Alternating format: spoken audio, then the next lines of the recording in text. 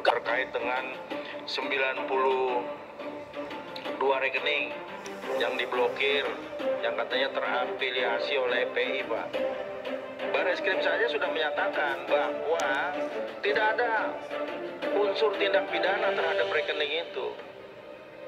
Jadi meskipun Bapak ada di dalam rumpun eksekutif, harusnya segera diputuskan, Pak. Jadi jangan hanya terpengaruh terhadap rejim ini. Kalau Bapak melakukan pembiaran, menurut saya ada diskriminasi yang dilakukan oleh PPATK.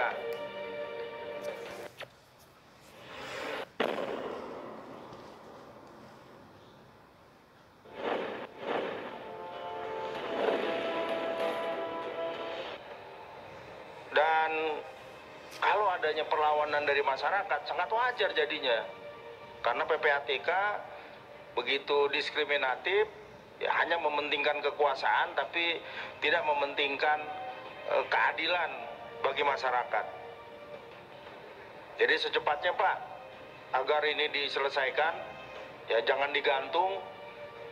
Sekali lagi, meskipun Bapak di rumpun eksekutif, tapi persoalan 92 rekening yang sebenarnya mereka hanya bantu kok. Bantu, saya yakin juga ikhlas. Dan uang yang mereka berikan itu juga uang halal, Pak. Dan besarannya juga tidak besar seperti apa yang dilakukan oleh para koruptor yang sampai saat ini justru Bapak tidak pernah melakukan pemblokiran seperti itu. Yang berikutnya tentang upaya legislasi, Pak, ya, yang mau dilakukan oleh PPATK. Ini RUU perampasan aset tindak pidana ini kan sudah dari tahun 2003, Pak. Bapak cantumkan di dalam program 2021 ini mau seperti melakukan agar RUU ini di tahun 2022 mungkin masuk prolegnas. Saya ingin tanyakan upaya apa yang sudah Bapak lakukan gitu. Dan apakah dalam usulan RUU nanti ini sudah ada kajian-kajian yang lebih komprehensif, ya tentunya juga terkait dengan apakah dananya juga sudah dialokasikan dalam rangka pembahasan ini. Karena jangan sampai Bapak hanya memiliki adrenalin untuk segera supaya ada payung hukum dalam melakukan perampasan ini, tapi Bapak sendiri tidak menganggarkan. Ya, ini sangat mustahil. Menurut saya itu, pimpinan. Terima kasih. Assalamualaikum warahmatullahi wabarakatuh. Teman-teman rekan-rekan anggota Komisi 3, Pak Kepala PPATK beserta jajaran, saya melanjutkan tadi apa yang sempat disinggung Pak Arsul Sani soal pembekuan 92 rekening FPI, Pak, dan afiliasinya ini disebut begitu. Karena kalau mengacu pada Undang-Undang Nomor 8 Tahun 2010, Pasal 2, 3, 4, 5, Pasal 44 Ayat 1, objek TPPU itu adalah hasil tindak pidana atau yang diduga sebagai hasil tindak pidana. Saya pengen tahu relevansinya apa, karena informasi yang saya serap ya, itu ada rekening pribadi-pribadi orang, ya, keluarga yang sama sekali nggak ada hubungannya dengan organisasi itu, tidak ada di akta dan lain sebagainya. Ada menantu dan ada anak, ya. Dan kalau kita baca undang-undang ormas juga,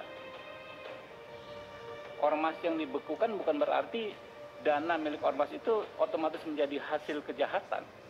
Nggak ada ketentuan itu. Sehingga relevansinya apa? Penyitaan. Lalu saya dengar di Januari ada pernyataan mungkin dari Bapak, insya Allah selesai akhir Januari. Lalu tanggal 5 kemarin kalau nggak salah Pak Resi mengatakan belum atau tidak menemukan unsur-unsur pidana. Saya pikir ini kita ada semangat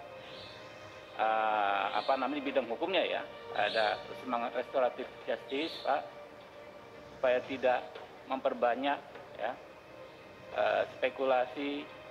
Saya pikir bijak kalau memang nggak ada, ini udah berapa bulan ya, nggak ada masalah, ya dibuka saja, karena itu rekening-rekening pribadi yang menyangkut kebutuhan pribadi orang-orang tersebut.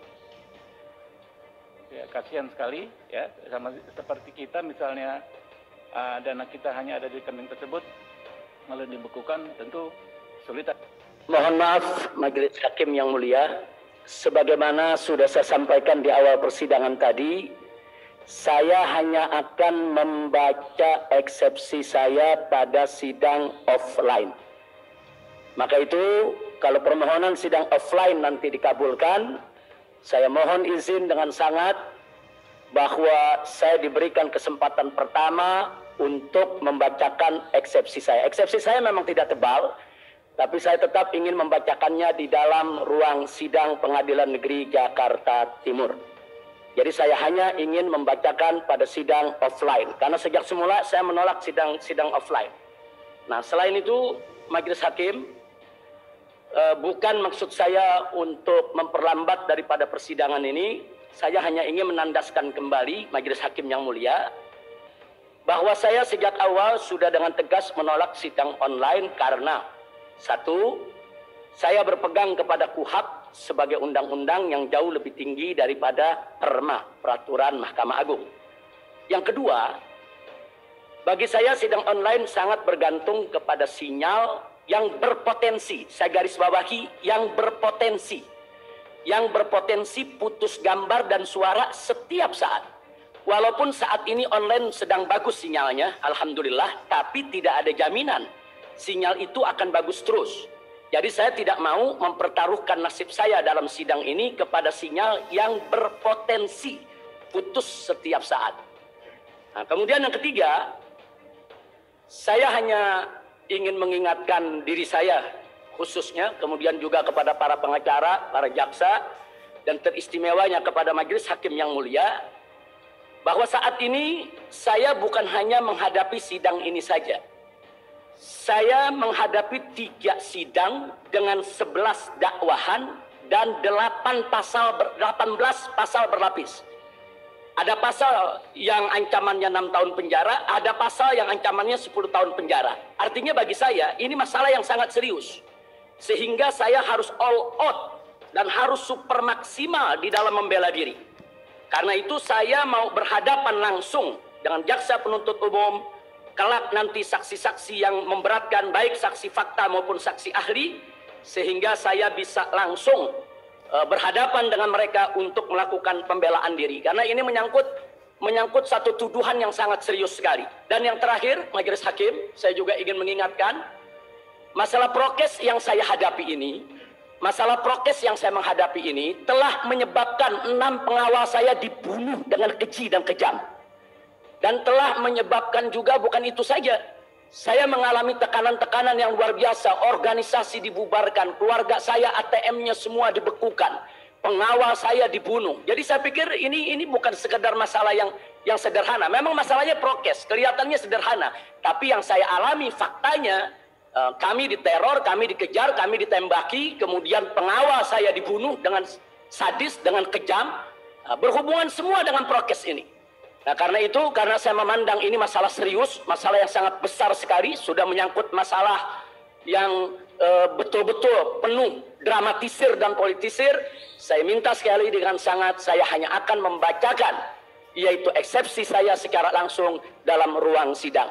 Karena itu saya mohon dengan sangat kepada Majelis Hakim yang mulia untuk mengabulkan permohonan kami untuk bisa membuat penetapan sidang offline pada sidang yang akan datang, sekaligus memberikan kesempatan saya untuk membacakan eksepsi saya. Terima kasih Majelis Hakim yang mulia. Assalamualaikum warahmatullahi wabarakatuh.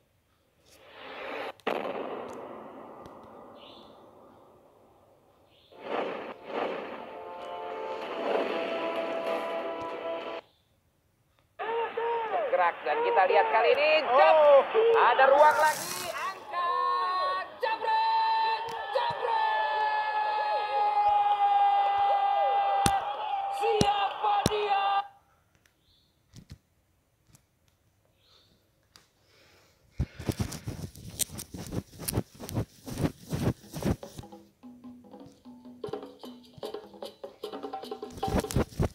Saya mengalami tekanan-tekanan yang luar biasa, organisasi dibubarkan, keluarga saya ATM-nya semua dibekukan. Terkait dengan 92 rekening yang diblokir, yang katanya terafiliasi oleh FPI.